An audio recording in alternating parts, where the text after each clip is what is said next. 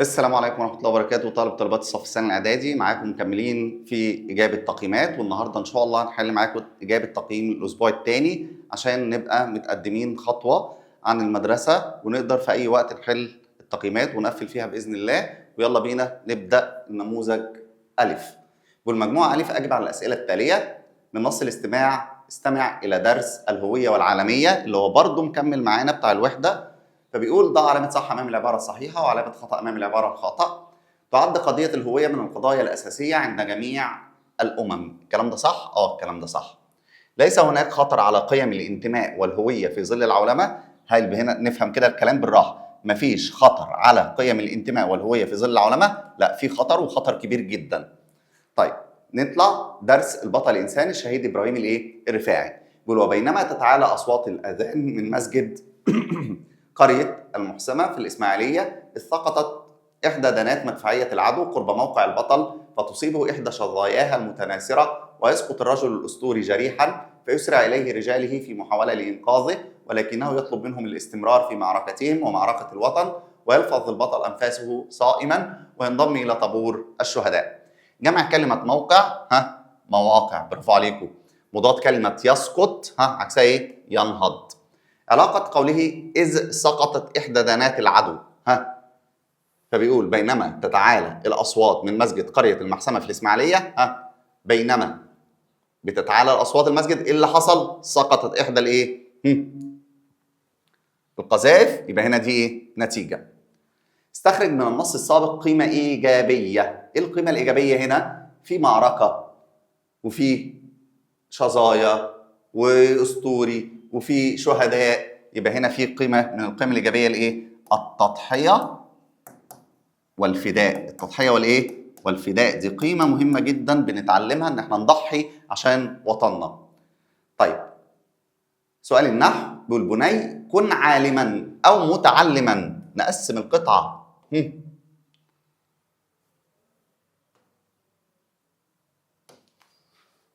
الجملة الأولى بيقول له بني يا بني يا بني.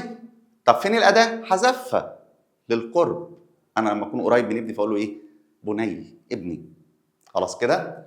يبقى بني ده نداء. عايز أقول لابني إيه؟ كن عالما. كن ده كان وإيه؟ وأخواتها أفعال ناسخة. أفعال إيه؟ ناسخة. والأفعال الناسخة كان وأخواتها بتعمل إيه؟ تخش على الجملة الاسمية ترفع اسمها وتنصب خبرها. فعالما هنا هتعرب إيه؟ خبر كن. خبر ايه؟ كن منصوب وعلامة نصبه الايه؟ الفتحة لأنه مفرد. طيب قل ولا تكن الثالثة فتهلك ويا مؤديا حق وطنك أبشر بما يسرك. يسر ده اسم ولا فاعل؟ يسرك اسم ولا فاعل؟ لا ده فاعل. ماضي ولا مضارع ولا أمر؟ مضارع. في قبليه أداة نصب أو أداة جزم؟ لا، يبقى مضارع مرفوع. علامة رفعه ليه؟ الضمة. طيب لسه في خلصنا؟ لا لسه في الكاف. قول له الكاف كاف الخطاب ضمير مبني. كاف الخطاب دايما يا اما نصب يا اما جر. هنا اتصلت بالفعل تبقى في محل نصب. ضمير مبني في محل نصب مفعول به. استخرج منادى مضاف وبين علامة إعرابه. يعني ايه منادى مضاف؟ يعني في النص بعد التقسيمة كلمتين. فبيقول لي بني. الجملة المفروض تكون يا بني. عايز تقول له ايه؟ كن عالما. يبقى دي يا ودي بني. بني دي كام كلمة؟ كلمة واحدة ولا اتنين؟ حد يقول لي كلمة اقول له لا دي عبارة عن اب زائد ياء المتكلم فدول كلمتين. اضافت لياء المتكلم فالمنادى هنا مضاف. فبيقول لي منادى مضاف اقول له بني. علامة إعرابه المنادى المضاف منصوب لأنه معرب بالفتحة. بني يعني مفرد يبقى بالفتحة. منادى شبيه بالمضاف. شبيه بالمضاف برضه هيكون في النص ايه؟ كلمتين. لكن اللي بيفرقه عن المضاف انه بيكون في تنوين اخره تنوين او ياء ونون. قال له يا مؤديا. عايز تقول له ايه؟ ابشر. هنا عندي اكتر من كلمه يبقى المنادى هنا يا مضاف يا شبيه بالمضاف. بس هنا في تنوين يبقى شبيه بالايه؟ بالمضاف. يبقى اقول له مؤديا. اعربه منادى منصوب وعلامة نصبه الفتحة. كلمة بها تاء مربوطة وأخرى بها تاء مفتوحة. سهلة دي. الثالثة تاء مربوطة. تاء مفتوحة، أنت، الضمير إيه؟ أنت، أو كادت. ضمير منفصل وضمير متصل.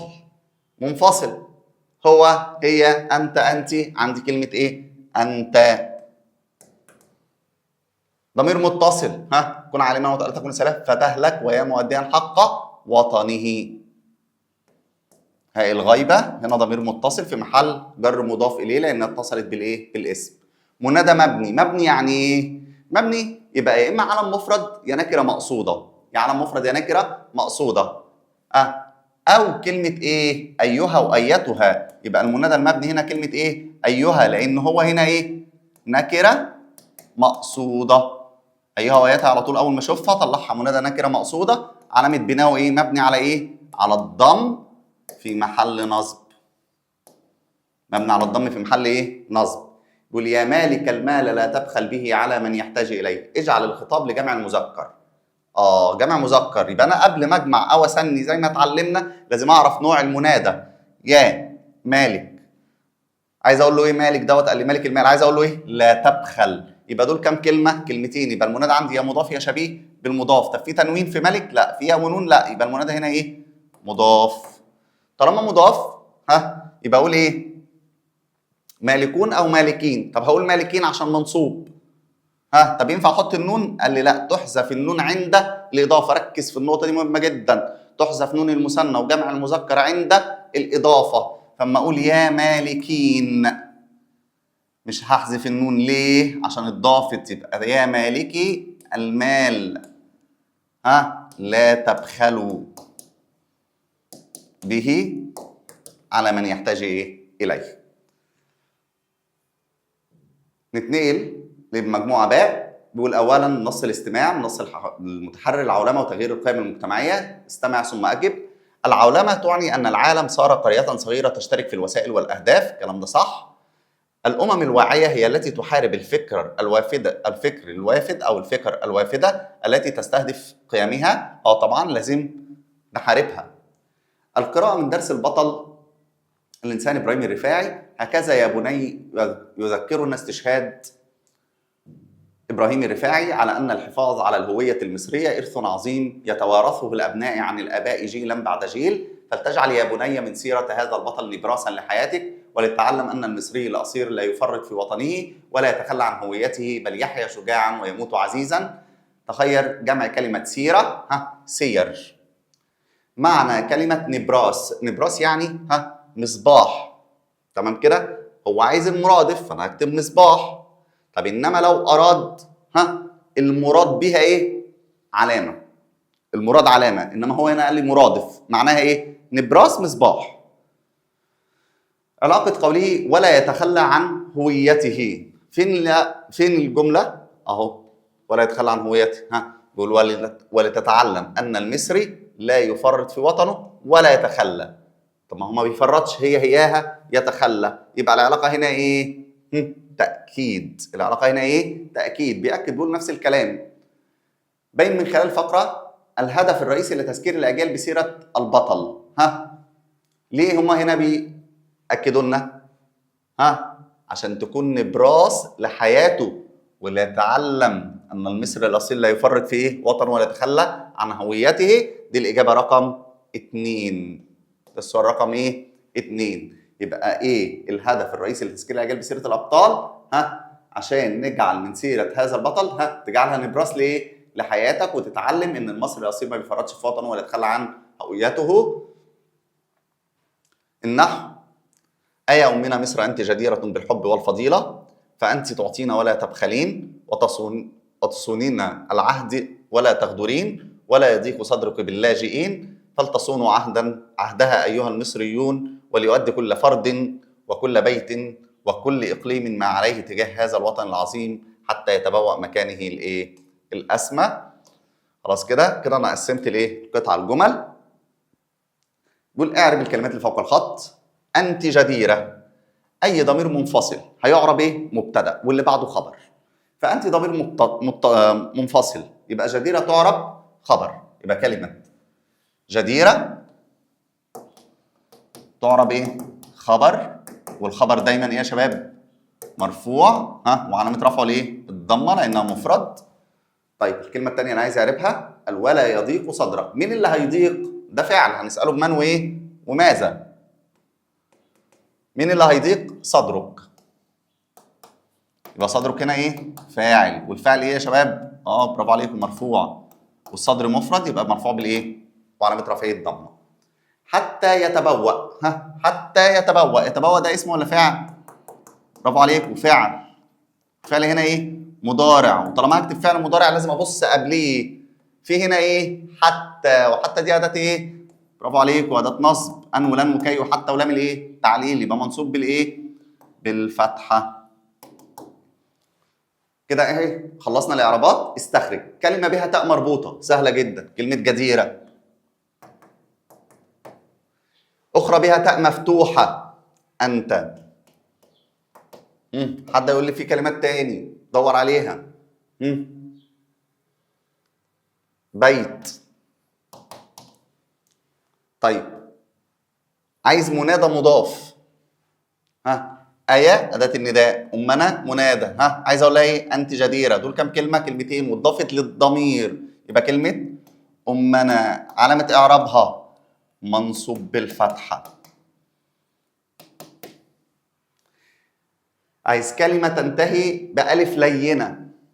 ألف لينة ترسم ياء وتنطق ألف. كلمة الإيه؟ الأسماء. أنا نطقتها أسمي ولا أسماء؟ نطقتها ألف، يبقى دي ألف إيه؟ لينة. يبقى كلمة الإيه؟ الأسماء. ضمير منفصل وضمير متصل. إحنا لسه قايلين ضمير منفصل عندي كلمة إيه؟ أنت. ضمير المتصل أو أنت تعطينا ولا تبخلين وتصونين. كل ده ياء أهي، ياء الإيه؟ المخاطبة المؤنثة. طب حد هيقول لي مش هاخدها، أنا هاخد دي، هاء الغيبة. برافو عليه، عادي مفيش مشكلة. يبقى عهدها، هاء الغيبة أهي ضمير متصل. عايز منادى مبني. قلنا منادى مبني لو لقيت أيها وأيتها على طول وش منادى مبني. ونكرة مقصودة مبني على الضم في محل نصب، فعندي أيها. يبقى المنادى المبني كلمة إيه؟ أيها. علامة بناء مبني على الضم في محل نصب. يا مخططا مستقبله أنت على الطريق الصحيح. اجعل الخطاب للمثنى. عايزه مثنى، عايزه مثنى. نركز، قلنا ندور قبل ما ثني واجمع اعرف نوع المنادى عشان ما تلخبطش. يا مخططا ادي الاداه وادي المنادى، عايز اقول له ايه؟ انت على الطريق. مخططا مستقبله فينا تنوين، يبقى المنادى هنا شبيه بالمضاف. طالما شبيه بالمضاف مخطط. المثنى منها ايه؟ مخططان ومخططين. التنوين يتحول لياء والنون، يبقى اقول يا مخططين مستقبلهما عشان دول ايه؟ مثنى. عايز اقول لهم ايه؟ انتما على الطريق الصحيح. انتما على الطريق الايه؟ الصحيح. بعد كده الاملاء. مجموعه جيم من درس العولمه وتغيير القيم المجتمعيه. ضع علامه صح امام العباره الصحيحه وعلامه خطا امام العباره الخاطئه. يهدف بعض الاعداء الى استخدام العولمه وسيله لابعاد الشعوب عن ارثها الحضاري. الاعداء بتستخدم العولمه وسيله لابعاد الشعوب؟ طبعا. من اسباب انتشار العولمه، من اسباب انتشار العولمه الانترنت والتوسع في استخدام وسائل التواصل الاجتماعي. الكلام ده صح. وتخرج في كليه الحقوق الكليه الحربيه عام 1954، ثم التحق بسلاح المشاة. حصل على ماجستير العلوم العسكريه، كما حصل على فرقتي الصاعقه والمظلات. وكان ترتيبه الاول ليبدا رحله مجد ستبقى حاضره في ذاكره الوطن. كلمه جمع كلمه ذاكره. ذاكره. هل ينفع اقول مذكره؟ مذكره. اذكار؟ لا، اذكار ذكر، يبقى ذواكر. مفرد كلمه المشاة. ماشي. ممشى؟ لا. مشي؟ لا. مشاء؟ لا، هي ماشي. علاقة قوله ليبدأ رحلة. فين ليبدأ؟ اهي دي اسمها لام الايه؟ لام تعليل. بدأ بلام التعليل، يبقى العلاقة على طول ايه؟ تعليل. متى تخرج الرفاعي من الكلية الحربية؟ 1954. ما الذي يدل على تفوقه ونبوغه؟ كان ترتيبه الأول. كان ترتيبه الأول. النحو: ما أجمل ما قال لقمان الحكيم وهو يوصي ابنه بالتواضع وخفض الجناح رحمة بالخلق، وألا يصعر خده للناس أو يمشي في الأرض مرحا، والعاقل من يصيح بنفسه قائلا يا نفس كفي عن الغرور فمن تواضع لله رفعه. عايزين نعرف ما أجمل ما قال لقمان. هنا في فعل قبليها صح؟ نسأله بمن وماذا؟ مين اللي قال؟ لقمان. برافو عليكم. يبقى لقمان تعرف فاعل مرفوع وعلامة رفعه الضمة لأنه مفرد، وهو يوصي ابنه. برضه هنا في فعل، قلنا الفعل بنسأل بمن وماذا. مين اللي يوصي؟ لقمان. هيوصي مين؟ ابنه. يبقى ابنه هنا مفعول به منصوب وعلامة نصبه الفتحة لأنه مفرد، والهاء ضمير مبني في محل جر مضاف إليه. أي ضمير يتصل بالاسم يعرف ضمير مبني في محل جر مضاف إليه. استخرج من الفقرة منادى، يبقى دور على أداة نداء. يا نفس، أدي الأداة، أدي المنادى. عايز أقول لها كفي. نفس دي كام كلمة؟ كلمة واحدة. يبقى هنا كلمة نفس منادى، نوع كلمة واحدة. طالما طلع في النص كده كلمة واحدة بعد ما قسمت، نكرة مقصودة غير مقصودة علم مفرد. هل ده اسم شخص، اسم بلد، اسم إشارة؟ لا، يبقى ده مش علم. تبقى يا مقصودة يا غير مقصودة. فيها تنوين؟ لا. فيها ونون؟ لا. يبقى دي نكرة مقصودة. يبقى ده نفس منادى نكرة مقصودة. بيقول لي اعربه. منادى مبني نفس مفرد، يبقى مبني على على الضم في محل نصب. كلمة بيها تاء مربوطة. رحمة. أخرى بها تاء مفتوحة. ما أجمل ما قال لقمان الحكيم وهو يوصي ابنه بالتواضع وخفض الجناح رحمة بالخلق، وألا يصعر خده للناس أو يمشي في الأرض مرحا، والعاقل من يصيح بنفسه قائلا يا نفس كفي عن الغرور فمن تواضع. أنا ما عنديش تاء مفتوحة في الآخر، فأنا ما عنديش غير كلمة تواضع هي اللي موجودة هنا. دي تاء مفتوحة. طيب أسلوب شرط. أسلوب شرط لازم أدور على أداة شرط، فعندي أسلوب الشرط أهو: من تواضع لله رفعه. من تواضع لله رفعه. من أداة شرط. أداة شرط. اللي بعدها على طول هو فعل الشرط. اللي هيتواضع لله هيحصل له رفعه. فعل جواب الشرط. طيب ضمير منفصل وآخر متصل. عندي هو ضمير منفصل. طب ضمير متصل لسه عارفينه في كلمة ابنه. الغيبة اهي في ابنه. فعل مبني وآخر معرب. مبني يعني ماضي، فعندي كلمة قال. طب معرب يعني مضارع. يصيح.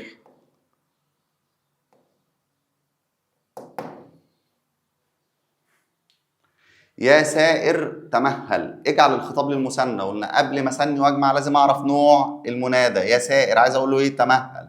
كلمه واحده، مفيش تنوين، مفيش ياء ونون، تبقى نكره مقصوده. والنكره المقصوده مبني مش معرب، يعني مش هتاخد ياء ونون. فاقول يا سائران تمهل.